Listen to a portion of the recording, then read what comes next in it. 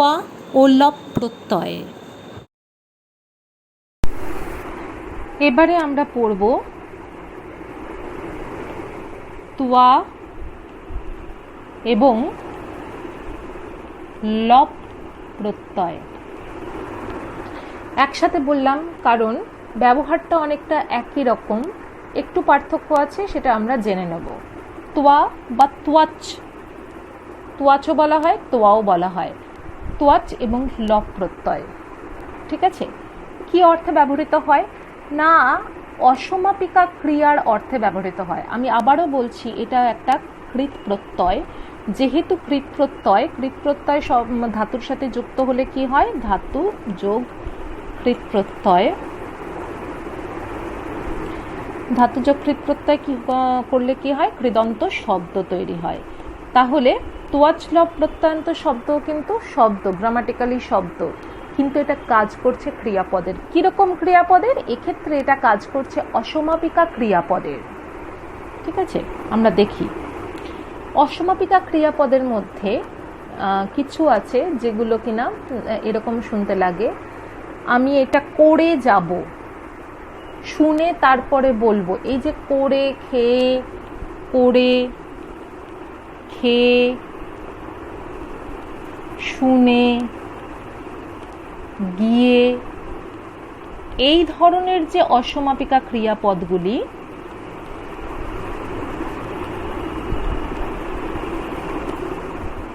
এই অসমাপিকা ক্রিয়াপদগুলোকে ব্যবহার করার জন্য, এই অসমাপিকা ক্রিয়াপদগুলোকে তৈরি করার জন্য আমরা তোয়াচ এবং লপ প্রত্যয় ব্যবহার করে থাকি ধাতুর সাথে। বেসিক্যালি অসমাপিকা ক্রিয়াপদ বাক্যে আছে, মানে আমাদের ধরে নিতে হবে বাক্যে দুটি ক্রিয়াপদ রয়েছে। একটি হচ্ছে সমাপিকা ক্রিয়াপদ, তো অতি অবশ্যই বাক্যে থাকবে, সমাপিকা ক্রিয়াপদ রয়েছে এবং অসমাপিকা ক্রিয়াপদ রয়েছে। তাহলে বাক্যে দুটো ক্রিয়ার কথা রয়েছে। বাক্যে দুটো ক্রিয়ার মধ্যে, ক্রিয়া মানে যেটা ঘটছে, অ্যাকশন, তাহলে দুটো ক্রিয়া কখন ঘটছে তার উপরে কিন্তু এই অসমাপিকা ক্রিয়ার বৈশিষ্ট্যটা নির্ভর করছে। এক্ষেত্রে অসমাপিকা ক্রিয়া আগে ঘটছে, সমাপিকা ক্রিয়া পরে ঘটছে। আমি ভাত খেয়ে স্কুলে যাব, তাহলে আমার ভাত খাওয়া, এই অসমাপিকা ক্রিয়াটা আগে ঘটছে, আর সমাপিকা ক্রিয়া যাব এটা পরে ঘটবে। তাহলে ব্যাপারটা কি হলো, মোদ্দা কথা, যে অসমাপিকা ক্রিয়াগুলো সমাপিকা ক্রিয়ার আগে ঘটছে সেইগুলো এইরকম দেখতে হয়, করে, খেয়ে, শুনে, গিয়ে ইত্যাদি। এই ধরনের অসমাপিকা ক্রিয়া তৈরি করার জন্য আমরা তোয়াচ এবং লপ নামক এই দুটো কৃৎ প্রত্যয় ব্যবহার করে থাকি। দুটো কৃৎ প্রত্যয় কেন? এই যে কোনো একটা ব্যবহার করলেই তো হয়ে যেত, তাদের ব্যবহার এবং তাদের প্রয়োজন যখন এক না, এই দুটোর ব্যবহারে একটু পার্থক্য আছে, সেটা এবার আমরা দেখব। ধাতুর আগে যদি কোনো উপসর্গ থাকে, আমরা জানি ধাতুর আগে উপসর্গ যুক্ত হতে পারে, উপসর্গ যোগ হয়ে ধাতুর অর্থের কখনো পরিবর্তন হয়, কখনো হয় না ইত্যাদি। তাহলে উপসর্গ যদি থাকে ধাতুর আগে, কোনো ধাতুর আগে যদি উপসর্গ থাকে, তাহলে তার সঙ্গে লপ প্রত্যয় যুক্ত করতে হয়। আর ধাতুর আগে যদি কোনো উপসর্গ না থাকে, তাহলে সেক্ষেত্রে তোয়াচ প্রত্যয় যুক্ত করতে হয়। কাজে তোয়াচ লপ দুটোর কাজ একই, কিন্তু যে কোনো জায়গায় তোয়াচ প্রত্যয়, যে কোনো জায়গায় লপ প্রত্যয় ব্যবহার করা যায় না। যেখানে উপসর্গ নেই সেখানে তোয়াচ প্রত্যয়, যেখানে উপসর্গ আছে সেখানে লপ প্রত্যয়। আমরা এর আগের যে কৃৎ প্রত্যয়গুলো পড়েছি সেখানে দেখেছি, প্রত্যয় যখন ধাতুর সাথে যুক্ত হচ্ছে তখন তার সম্পূর্ণ অংশটা কিন্তু ধাতুর সাথে যুক্ত হচ্ছে না, কিছু অংশ ইথ চলে যাচ্ছে। ইথ চলে যাওয়ার কথাটার মানে হচ্ছে যে বাদ চলে যাচ্ছে, প্রত্যয়ের সম্পূর্ণ অংশটা যুক্ত হয় না, কিছু অংশ বাদ যায়, কিছু অংশই কিন্তু ধাতুর সাথে যুক্ত হয়। তাহলে তোয়াচের ক্ষেত্রে কি যুক্ত হচ্ছে সেটা আমরা এখন দেখে নেব। তোয়াচ প্রত্যয়ের ক্ষেত্রে কি যুক্ত হচ্ছে। তোয়াচকে যেহেতু তোয়া রূপেও আমরা জানি, মানে এখানে বর্ণ বিশ্লেষণটা করছি শুধুমাত্র তোমাদের বোঝবার সুবিধের জন্য। এখানে ক আছে, ত আছে, অন্তস্থ ব আছে, আ আছে, ঠিক আছে, এই কটা ধ্বনি আছে। তাহলে এর মধ্যে শুধু এই অংশটুকু পড়ে থাকছে, এই অংশটুকু যোগ হচ্ছে, মূল ধাতুর সাথে ক বাদ চলে যাচ্ছে। তাহলে তোয়ার বা তোয়াচের যদি চ থাকে তাহলে চটাও বাদ চলে যাচ্ছে। তাহলে তোয়ায়ে পড়ে থাকবে হচ্ছে তোয়া, শুধু এই অংশটা যুক্ত হবে মূল ধাতুর সাথে। লব প্রত্যয় বা লব প্রত্যয়ের ক্ষেত্রে আমরা এখানে দেখতে পাচ্ছি লয় জফলা প আছে। আমি আর এর ক্ষেত্রে বর্ণ বিশ্লেষণ করে দেখাচ্ছি না। এক্ষেত্রে ল আর প এই দুটো ধ্বনি কি হয়ে যাবে, এচ চলে যাবে, পড়ে থাকবে শুধু হচ্ছে অন্তস্থ জ। এই অন্তস্থ জ যুক্ত হবে মূল ধাতুর সাথে। তাহলে আমরা দেখলাম তোয়াচ প্রত্যয়ের তোয়া যুক্ত হয় আর লব প্রত্যয়ের জ যুক্ত হয়। ঠিক আছে, এবারে আমরা দেখি এই যে তোয়া এবং লব প্রত্যয়ান্ত শব্দ, সেগুলি হচ্ছে অব্যয়। অব্যয় কাকে বলে? যার ব্যয় বা পরিবর্তন হয় না, লিঙ্গ বচন বিভক্তি অনুযায়ী যার কোনো রকম পরিবর্তন হয় না, তাকে অব্যয় বলে। আচ্ছা, ত এবং তবতু প্রত্যয় পড়েছি আমরা এর আগে। সেই সময় আমরা জেনেছি ত এবং তবতু প্রত্যয়ান্ত যে শব্দগুলি, সেইগুলির কিন্তু কি হয়, বিভিন্ন লিঙ্গ বচন বিভক্তি অনুযায়ী আলাদা আলাদা রূপ হয়। যার বিশেষণ হিসেবে ত এবং তবতু প্রত্যয়ান্ত শব্দগুলি ব্যবহৃত হয়, অর্থাৎ কর্তা বা কর্মের, তার লিঙ্গ বচন বিভক্তি অনুযায়ী কিন্তু ত এবং তবতু প্রত্যয়ান্ত শব্দগুলিরও কিন্তু লিঙ্গ বচন বিভক্তি পরিবর্তিত হতে থাকে। ঠিক আছে, লিঙ্গ বচন বিভক্তি পরিবর্তিত হয়।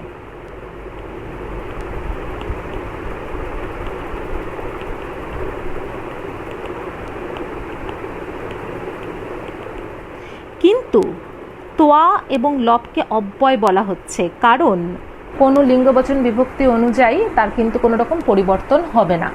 তাহলে এর পরিবর্তন হয় না বলে এটা একাধারে একটা অব্যয়পদ তো বটেই, তার সঙ্গে এটা হচ্ছে কি অসমাপিকা ক্রিয়ার কাজ করছে। এটা কিন্তু ক্রিয়াপদ নয়। কৃত প্রত্যয়ান্ত শব্দের ক্ষেত্রে আমি বারবার বলছি, কৃত প্রত্যয়ান্ত শব্দ কিন্তু কখনোই কি নয়, ক্রিয়াপদ নয়, কিন্তু কাজ করে ক্রিয়াপদের মতো, ক্রিয়াপদের কাজটা করে দেয়, কিন্তু এটা কিন্তু গ্রামাটিক্যালি ক্রিয়াপদ নয়। তোয়াচ লব প্রত্যয়ান্ত শব্দ কাজ করে অসমাপিকা ক্রিয়ার মতো, কিন্তু এটা গ্রামাটিক্যালি কিন্তু ক্রিয়াপদ নয়, এটা গ্রামাটিক্যালি হচ্ছে নামপদ, এবং এক্ষেত্রে সেটা কি, এটা হচ্ছে একটা অব্যয়পদ। যাই হোক, প্রথমত দেখি যে যেহেতু এটা মানে একটা অসমাপিকা ক্রিয়ার কাজ করছে, তো অসমাপিকা ক্রিয়ার ক্ষেত্রে আমরা বাক্যে কি জানি যে বাক্য তো অসমাপিকা ক্রিয়া দিয়ে শেষ হয় না কখনো। বাক্যে যদি একটা অসমাপিকা ক্রিয়া থাকে তাহলে বাক্যে অতি অবশ্যই একটা সমাপিকা ক্রিয়াও থাকবে বাক্যটা সম্পূর্ণ করার জন্য। সমাপিকা ক্রিয়া ছাড়া তো বাক্য সম্পূর্ণ হবে না। তাহলে বাক্যে অসমাপিকা ক্রিয়াপদ যেমন আছে সেরকমভাবে কিন্তু সমাপিকা ক্রিয়াপদও আছে। তার মানে বাক্যে দুটো ক্রিয়াপদ রয়েছে। তাহলে অসমাপিকা ক্রিয়াপদ হিসেবে আমি যখন এই তোয়াচ লব প্রত্যয়ান্ত শব্দ ব্যবহার করব, তখন আমাকে খেয়াল রাখতে হবে সেই জায়গাতে এই তোয়াচ লব প্রত্যয় আমি ব্যবহার করতে পারবো যেখানে এই দুটো ক্রিয়ারই কর্তা একজন হবে। ঠিক আছে, যেমন আগের বাক্য আমি একটা বলেছিলাম, যদিও এখনো পর্যন্ত তোমাদের একটা উদাহরণ দেওয়া হয়নি, উদাহরণটা শিগগিরই দিচ্ছে, যে আমি ভাত খেয়ে স্কুলে যাব। এখানে ভাত খেয়ে খেয়ে এটা হচ্ছে তোমার কি অসমাপিকা ক্রিয়া, এবং যাব এটা হচ্ছে কি সমাপিকা ক্রিয়া। এই দুটো ক্রিয়ার কর্তাই কিন্তু একজন ছিল, আমি। ঠিক আছে, যে অসমাপিকা ক্রিয়াটা সম্পন্ন করছে সেই যদি সমাপিকা ক্রিয়াটা সম্পন্ন করে, একমাত্র সেক্ষেত্রেই কিন্তু অসমাপিকা ক্রিয়াপদে আমরা কি করতে পারবো, অসমাপিকা ক্রিয়াপদটা তৈরি করার জন্য ধাতুর সাথে আইদার তোয়াচ কিংবা হচ্ছে লব প্রত্যয় ব্যবহার করতে পারবো। যে কোনো একটা ব্যবহার করব। যদি ধাতুর আগে উপসর্গ থাকে তাহলে লব প্রত্যয় ব্যবহার করব, ধাতুর আগে উপসর্গ না থাকলে তোয়াচ প্রত্যয় ব্যবহার করব। যে কোনো একটা ব্যবহার হবে, একসাথে তো দুটো ব্যবহার হবে না। তাহলে আগে দেখে নিতে হবে যে আমার সমাপিকা এবং অসমাপিকা, অসমাপিকা এটা, সমাপিকা এটা, এই দুটো ক্রিয়ার কর্তা একজনই, একই ব্যক্তি কিনা, মানে কর্তা একই কিনা। এমন হলো যে অসমাপিকা এই ক্রিয়া, ধরো দুটো ক্রিয়া আছে বাক্যে, এই ক্রিয়ার কর্তা একজন, তুমি ভাত খেয়ে আমি স্কুলে যাব, এরকম হয় না কখনো। তাহলে অসমাপিকা ক্রিয়ার কর্তা একজন আর সমাপিকা ক্রিয়ার কর্তা আরেকজন, এরকম কিন্তু কখনো হবে না। মানে যদি হয় তাহলে সেক্ষেত্রে কিন্তু এই মানে ক্রিয়াটাতে কখনোই কি হবে না, এই ক্রিয়াটা বোঝানোর জন্য, এই অসমাপিকা ক্রিয়াপদটা তৈরি করার জন্য আমরা এর ধাতুর সাথে কিন্তু কখনোই তোয়াচ লব প্রত্যয় যুক্ত করতে পারবো না। এবারে আগে যেটা দরকার সেটা হচ্ছে একটা উদাহরণ দেখে নেওয়া দরকার। আমরা যেহেতু গম ধাতু দিয়ে উদাহরণগুলো দেখছি, এই ক্ষেত্রে অন্তত গম ধাতু দিয়ে দেখে নিই। গম ধাতু, তার সাথে যদি আমি, অবভিয়াসলি এখানে তো উপসর্গ নেই, কাজে তোয়াচ প্রত্যয় যুক্ত করতে হবে আমাকে, তোয়াচ প্রত্যয় যুক্ত করি কিংবা তোয়া প্রত্যয় যুক্ত করছি এরকম যদি বলি, তাহলে আমরা জানি তোয়ায়ের কি পড়ে থাকবে, তোয়া, এক্ষেত্রে হয়ে যাবে গথোয়া। মটা থাকলো না, এটা আমরা পড়তে পড়তে আস্তে আস্তে বুঝে যাব যে কোন জায়গায় কীরকমভাবে তোয়া প্রত্যয়টা যুক্ত হচ্ছে। যাই হোক, তাহলে গমযুক্ত তোয়াচ কি হবে, এই যে তোমার তোয়াচ প্রত্যয়ান্ত শব্দটা, তার রূপ কি হবে, গথোয়া। মানে গিয়ে, আমি স্কুলে গিয়ে বই পড়বো, তাহলে এখানে গিয়ে, এখানে কি হচ্ছে, গথোয়া। আর আমাদের মাথায় রাখতে হবে এই যে আমি স্কুলে গিয়ে বই পড়বো, এই যে বাক্যটা আমি গঠন করলাম, এখানে গিয়ে মানে হচ্ছে এখানে আমি ব্যবহার করছি কি, গথোয়া। এই ক্রিয়ার কর্তা আর পড়বো, এই সমাপিকা ক্রিয়া, এটা তো অসমাপিকা ক্রিয়া, এটা অসমাপিকা ক্রিয়া। এই সমাপিকা ক্রিয়ার কর্তা এক ব্যক্তি হতে হবে। দুই ভিন্ন ব্যক্তি যদি কাজ করে দুটো ক্রিয়া, তাহলে কখনোই এখানে আমি এই তোয়া ব্যবহার করতে পারবো না, এটা মাথায় রাখবে। কিন্তু এখানে একটা উদাহরণ দিয়েছি, সেটা আমরা দেখে নিই।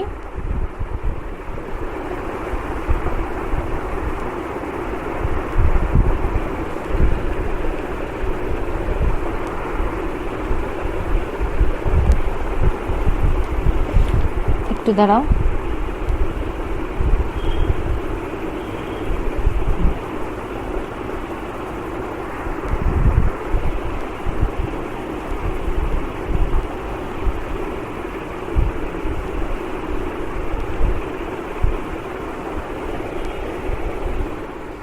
অহংকার্যং কৃত্বা গৃহং গমিষ্যামি।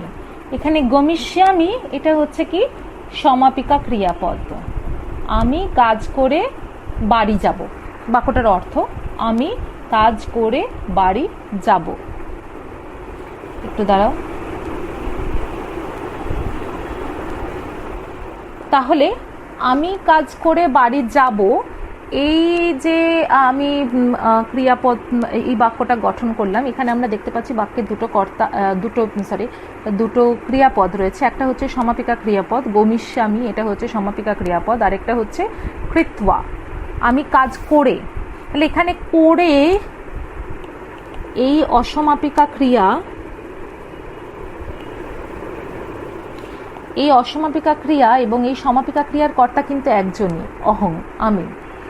এমন নয় যে কাজ করাটা অন্য কেউ সম্পাদন করছে, মানে কাজ করাটা অন্য কেউ করছে আর যাওয়াটা অন্য কেউ করছে, এরকম যদি ক্ষেত্র হয় তাহলে আমি বারবার বলছি এই ধাতুতে কিন্তু কখনোই কৃত্রত্যয় ব্যবহার করা যেত না। যেহেতু এই দুটো ক্রিয়ার কর্তা এক, মানে অসমাপিকা এবং সমাপিকা ক্রিয়ার কর্তা এক হতে হবে, এটাই বারবার বলা হচ্ছে। আমরা একটা বাক্যে কিভাবে আমরা প্রয়োগ করতে পারি তোয়াচ লব প্রত্যয়কে, সেটা আমরা কিন্তু দেখেও নিলাম। আচ্ছা, আরেকটা জিনিস, তোমাদের লব প্রত্যয়ান্ত শব্দর রূপ কীরকম হয়, বা লব প্রত্যয় যোগ করার পরে ধাতুর সঙ্গে লব প্রত্যয় যোগ করার পর কীরকম দেখতে হয়, সেটার একটা উদাহরণ দেওয়া হয়নি। গম ধাতু, শুধু গম ধাতুর সাথে তো লব প্রত্যয় যোগ করা যাবে না, কারণ আমরা জানি যে ধাতুর আগে উপসর্গ থাকলে তবেই লব প্রত্যয় ব্যবহার করা যায়। তাহলে এক্ষেত্রে গম ধাতুর আগে একটা উপসর্গ থাকতে হবে। আমরা একটা নিয়ে নিই উপসর্গ, উপসর্গ আপূর্বক গম ধাতু। এবার এর সাথে কিন্তু কখনোই তোয়া প্রত্যয় যোগ করা যাবে না, যেহেতু উপসর্গ আছে। এর সাথে আমরা কি যোগ করব, এর সাথে আমরা যোগ করব লব, এবং যেরকম আমরা জানি ল এবং প বাদ চলে যাবে, পড়ে থাকবে কি, শুধু জ, অন্তস্থ জ। তাহলে এটা করলে কি হবে, এটা তো লেখার দরকার নেই, এটা শুধু বোঝবার জন্য লিখলাম। এর দুটো রূপ হতে পারে, বিকল্প। একটা হচ্ছে আগম্য হতে পারে, কিংবা আমরা আগত্যেও লিখতে পারি। ঠিক আছে, তাহলে লব প্রত্যয় যোগ হলে কীরকম হয় রূপ, ধাতুর সাথে উপসর্গ আগে আছে এমন ধাতুর সাথে লব প্রত্যয় যোগ হলে কীরকম রূপ হয় সেটা আমরা একটা উদাহরণ দিয়ে দেখে নিলাম। ঠিক আছে, আর এর আগে আমরা লব প্রত্যয় তোয়াচ প্রত্যয় ধাতুর সাথে যুক্ত করলে কীরকম রূপ হয় সেটাও আমরা একটা উদাহরণ দিয়ে দেখে নিয়েছি। আচ্ছা, এবারে আমরা দেখব এই যে তোয়াচ লব প্রত্যয় ব্যবহৃত হচ্ছে সেটা কোন কোন বাচ্যে ব্যবহার করা যেতে পারে। 3টে বাচ্যেই ব্যবহার করা যেতে পারে, কর্তৃবাচ্য, কর্মবাচ্য এবং হচ্ছে ভাববাচ্য। 3টে বাচ্যেই ব্যবহার করা যেতে পারে। এই যে আমরা তোয়াচ লব প্রত্যয় 3টে বাচ্যেই ব্যবহার করতে পারি। একটু দাঁড়াও,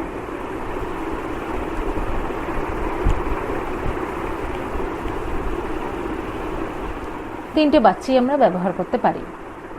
কিন্তু ব্যাপারটা হচ্ছে আমরা আগে যেমন তবতু প্রত্যয়ের ক্ষেত্রে দেখেছি যে কর্তৃবাচ্যে ব্যবহার হলে তবতু প্রত্যয় তার ব্যাপারটা একটু অন্যরকম হয়, সেটা কর্তার বিশেষণ হিসেবে ব্যবহৃত হয়।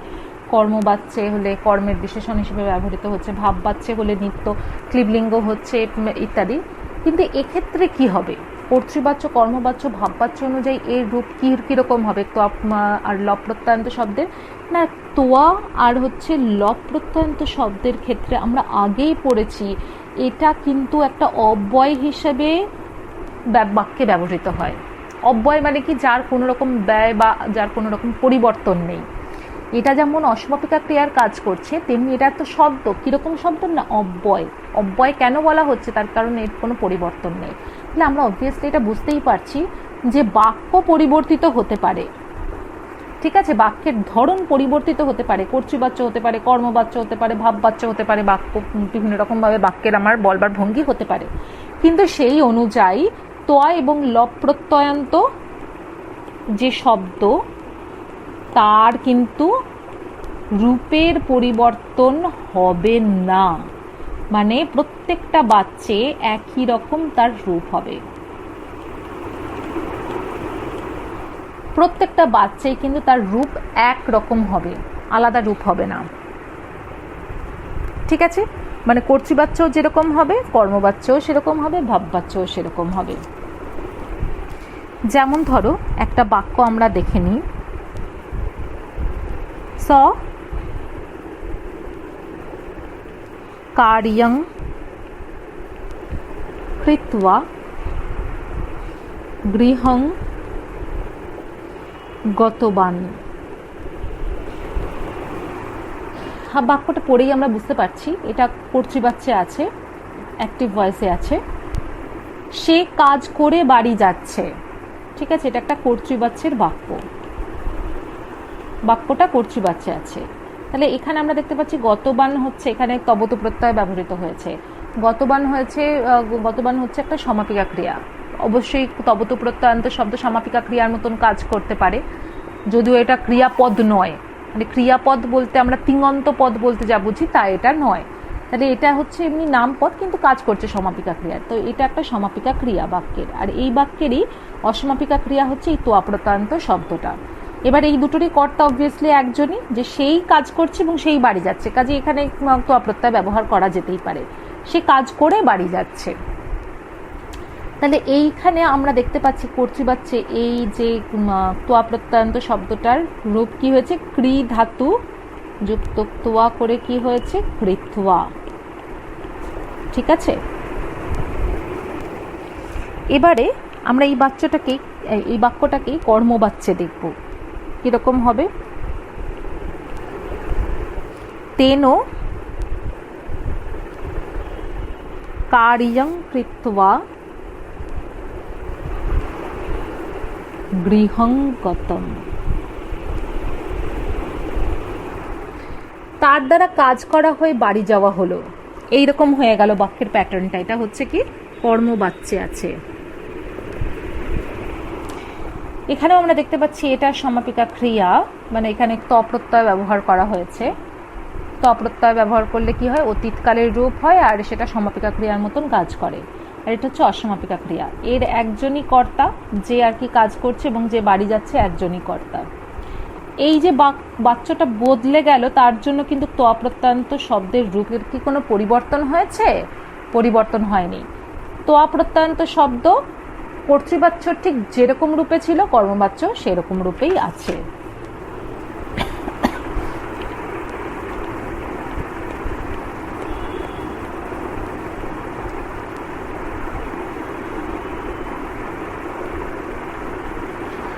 ঠিক আছে।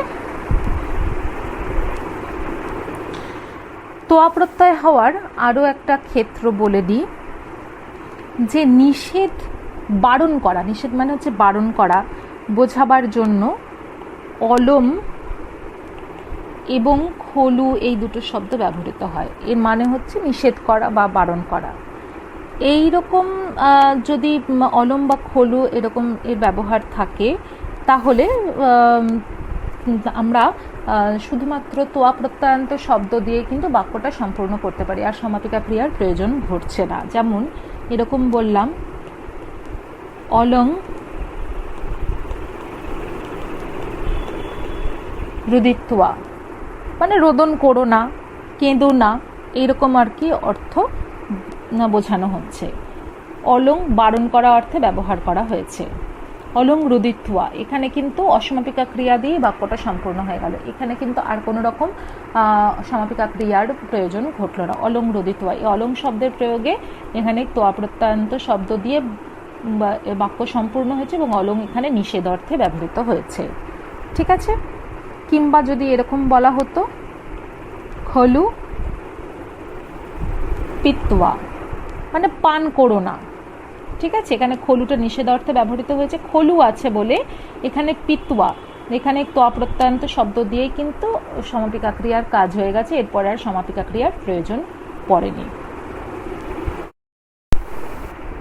আমরা জানি উপসর্গ আগে থাকলে লব প্রত্যয় হয়। ধাতুর আগে যদি উপসর্গ থাকে তাহলে লব প্রত্যয় হয়। উপসর্গ কিন্তু অব্যয়ও বটে। কাজে এখানে আমরা একটা জিনিস দেখব, নং এই ভিন্ন, মানে নংটাকে আমরা ধরবো না। নং ভিন্ন অন্য কোনো অব্যয় বা উপসর্গ যদি থাকে, মানে নং অর্থ বোঝাচ্ছে, না অর্থ বোঝাচ্ছে, নংয়ের বিভিন্ন রকম অর্থ হয়, নং অর্থ বোঝাচ্ছে, এইরকম কোনো যদি উপসর্গ বা অব্যয়, এই উপসর্গ বা অব্যয়গুলোকে আমাকে বাদ দিতে হবে। এইটার কথা আমি বলছি না। তাহলে কার কথা বলছি? মানে এই বাদ দিয়ে অন্য যে কোনো উপসর্গ বা অব্যয় যদি থাকে, তার সাথে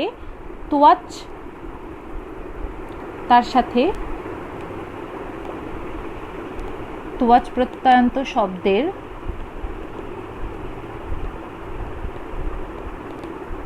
উপসর্গ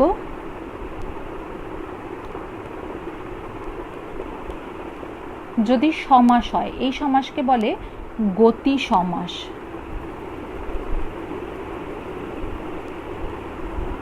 স্ক্রিনের ওপরে লিখছি তো একটুখানি হাতের লেখাগুলি এলোমেলো হয়ে যাচ্ছে। উপসর্গ বা অব্যয়ের সাথে তোয়াচ প্রত্যয়ান্ত শব্দের যদি সমাস হয়, তাহলে সেই সমাসবদ্ধ পদ যখন হবে তখন কিন্তু এটা লপে পরিণত হবে। ঠিক আছে, তখন আর তোয়াচ থাকবে না, তখন লপ হয়ে যাবে। তোয়াচের স্থানে কি হয়ে যাবে? লপ হয়ে যাবে। আমরা জানি তো যে উপসর্গ আগে থাকলে সবসময় লপ হবে, তোয়াচ কখনো হবে না। কাজে আমি যদি উপসর্গ বা অব্যয়ের সাথে, উপসর্গ হচ্ছে অব্যয়, উপসর্গ বা অব্যয়ের সাথে আমি তোয়াচ প্রত্যয়ান্ত শব্দের সমাস করি, তাহলে সেই তোয়াচটা কি হয়ে যাবে? লপ হয়ে যাবে। যেমন একটা উদাহরণ দেখে নিই, নমস এই শব্দটার সাথে কৃত্বা, কৃত্বা কিভাবে হয়েছে? ক্রি ধাতুর সাথে তোয়াচ প্রত্যয় করে হয়েছে। ঠিক আছে,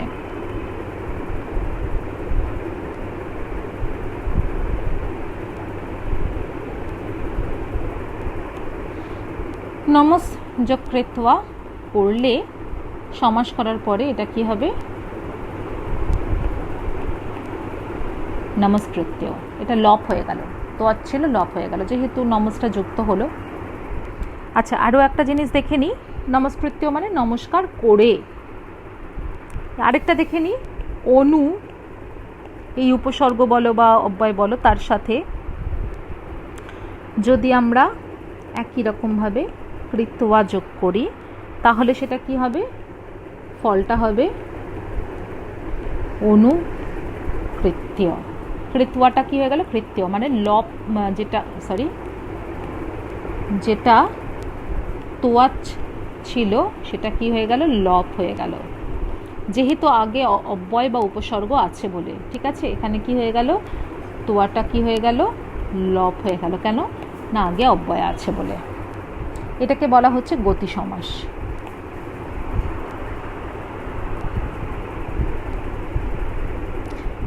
এরপরে আমরা দেখে নিই যে আমরা বাদ দিয়েছিলাম,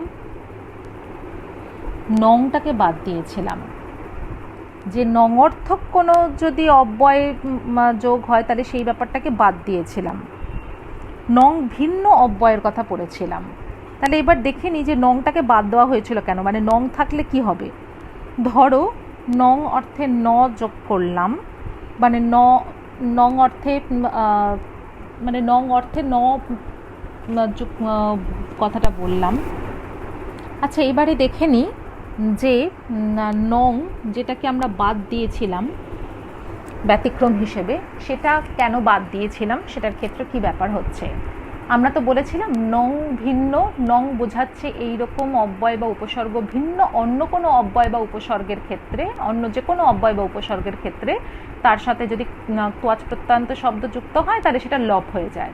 মানে আমরা জানি উপসর্গের পরে ধাতু থাকলে তার সাথে লপই যুক্ত হয়। হ্যাঁ, ব্যাপারটা সেই রকমই। তাহলে এক্ষেত্রে আমরা শুধুমাত্র নংটাকে বাদ দিয়েছিলাম। কেন বাদ দিয়েছিলাম সেটাই দেখে নিই। একটা উদাহরণ দেখি, ন কৃত্বা যদি যুক্ত করা হয়, ন মানে হচ্ছে নং, নয়ের জায়গায় আমরা অ ব্যবহার করব। আমরা জানি না বোঝাতে অ ব্যবহার করে থাকি অনেক সময়। এর সাথে যুক্ত হবে কৃত্বা। যুক্ত হওয়ার পরে কিন্তু যেহেতু উপসর্গ আগে আছে বলে কিন্তু এখানে তোয়া কিন্তু লপ হয়ে যাবে না, মানে তোয়াচটা কিন্তু লপ হয়ে যাবে না। এখানে আমরা কি দেখব, ব্যতিক্রম অকৃত্বা। ঠিক আছে, আরও কয়েকটা জিনিস দেখে নিই। আমরা জানি তয় বফলা যুক্ত হয়। কিছু জিনিস আমরা দেখে নিই এর মধ্যে। আর লপের অন্তস্থ জ যুক্ত হয়। ঠিক আছে, তোয়া যুক্ত হয় আর অন্তস্থ জ যুক্ত হয়। এক্ষেত্রে আমরা দেখে নিই যে লপ প্রত্যয় যদি ব্যবহার করার জায়গা হয় সেক্ষেত্রে রস্য স্বরান্ত যদি ধাতু থাকে, রস্য স্বরান্ত ধাতু মানে হচ্ছে যে ধাতুর শেষে রস্য স্বরধ্বনি রয়েছে। রস্য স্বরধ্বনি মানে আমরা রস্য স্বরধ্বনি দীর্ঘ স্বরধ্বনির কথা জানি, সেই রস্য স্বরধ্বনির যদি থাকে শেষে, ধাতুর শেষে, যেমন হচ্ছে ক্রি ধাতু। ঠিক আছে, ক্রি ধাতু রি, কয় রি ক্রি, রি হচ্ছে রস্য স্বর। তাহলে এই ক্রি ধাতুর সাথে, রস্য স্বরান্ত এই ধাতুর সাথে যদি লপ প্রত্যয় যুক্ত করা হয়, অবশ্যই লপ প্রত্যয় যুক্ত করতে গেলে আগে কোনো উপসর্গ থাকতে হবে। ঠিক আছে, ধরো এখানে উপসর্গ আছে অনু, এর আগে একবার এই উদাহরণটা দেখালাম। অনু মুছে পরিষ্কার করে লিখি। ধরো এইরকম ক্ষেত্র, অনুপূর্বক ক্রি ধাতুর সাথে লপ প্রত্যয় যোগ হবে। তাহলে এই ধরনের যে মানে প্রয়োগ হচ্ছে, যেখানে লপ প্রত্যয় যুক্ত হচ্ছে এবং ধাতুর শেষে রস্য স্বরধ্বনি আছে, সেই ক্ষেত্রে কিন্তু কি হচ্ছে, একটা ত চলে আসছে, একটা তয়ের কি হচ্ছে, আগম হচ্ছে। কিরকম হবে রূপটা, অনুকৃত্য। দেখো এখানে একটা ত, এক্সট্রা ত চলে এলো। আরও একটা জিনিস দেখি, লপ প্রত্যয়ের ক্ষেত্রে যদি ধাতুর শেষে ন থাকে, ধাতুর শেষে যদি ন থাকে তাহলে সেই নয়ের নিত্য লোপ হয়, মানে নটা লুপ্ত হয়ে যাবে। ঠিক আছে, আর ধাতুর শেষে যদি ম থাকে তাহলে তার কি হবে, বিকল্পে লোপ হবে। মানে লোপ হতেও পারে আবার লোপ নাও করতে পারে, দুরকমই হতে পারে। যেমন একটা উদাহরণ দেখি, ধাতুর শেষে যদি ন থাকে, ধরো মন ধাতু, একটা উদাহরণ আছে এখানে, মন ধাতু অনুপূর্বক, অবশ্যই লপ প্রত্যয় করতে গেলে আগে তো উপসর্গ লাগবেই, অনুপূর্বক মন ধাতু, তার সাথে যদি লপ প্রত্যয় যুক্ত হয় তাহলে এই যে দন্তন্য এটা লুপ্ত হবে।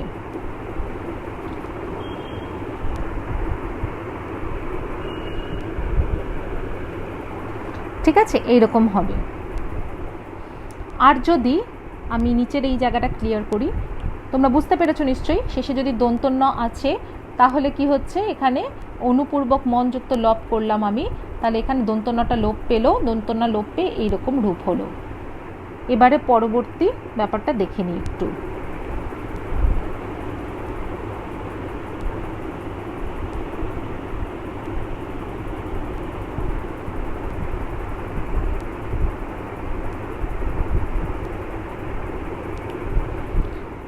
আর যদি ধাতুর শেষে ম থাকে তাহলে বিকল্পে লোপ হবে।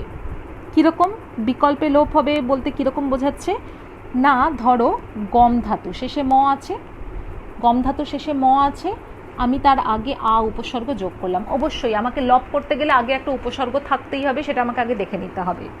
আপূর্বক গম ধাতু এর সাথে যদি আমি লপ প্রত্যয় যোগ করি তাহলে কি হবে, এই মটা বিকল্পে লুপ্ত হবে। কীরকম না, এর আগেই তোমাদের আমি বোধহয় লপ ধাতুর লপ প্রত্যয় দিয়ে যে আমি উদাহরণটা দেখিয়েছি, সেখানে আমি সেটা আগেই দেখিয়েছি। এখানে রূপটা কি হবে, আগম্য মানে লুপ্ত হলো না, কিংবা আগত্যীয়, এই দুরকম কি হতে পারে, অপশন হতে পারে, দুরকম কি হতে পারে, বিকল্প হতে পারে। দেখো একবার দেখছি কি আমরা যে মটা লুপ্ত হলো না, আরেকবার কি দেখছি মটা লুপ্ত হয়েছে। তাহলে মটা লুপ্ত হতেও পারে আবার নাও হতে পারে, আমার যেরকম ইচ্ছে হবে, দুটো রূপই সঠিক, যে কোনো একটা রূপ আমি ব্যবহার করতে পারি। বিকল্পে লোপ তো হচ্ছে, আমি চাইলে লোপ করতেও পারি বা নাও লোপ করতে পারি। মোটামুটি তোয়া এবং লপ প্রত্যয় সংক্রান্ত মূল নিয়মগুলো তোমাদের সঙ্গে আলোচনা করলাম। এরপরে তোমরা বইতে যে নিয়মগুলো আছে ভালো করে বিবৃত করা, ব্যাখ্যা করা, সেগুলো ভালো করে পড়বে, এবং তার সঙ্গে তোয়াচ এবং লপ প্রত্যয়ান্ত শব্দের একটা তালিকা বইতে দেওয়া রয়েছে। তোয়াচ এবং লপ প্রত্যয় যোগ করার পরে যে ধাতুর সাথে তোয়াচ এবং লপ প্রত্যয় যোগ করার পরে যে শব্দ তৈরি হচ্ছে, সেই শব্দের যে তালিকা সেটা তোমাদের দেওয়া রয়েছে 347 পাতা থেকে। আমার কাছে যে বইটা রয়েছে, যে এডিশন, তার 347 পাতা থেকে এই তোয়াচ এবং লপ প্রত্যয়ান্ত শব্দের তালিকা দেওয়া রয়েছে, সেটা তোমরা ভালো করে পড়বে। তার আগে নিয়মগুলো ভালো করে পড়ে নিও এবং এই আমি যেটা পড়ালাম সেটা দেখে বুঝে নিও।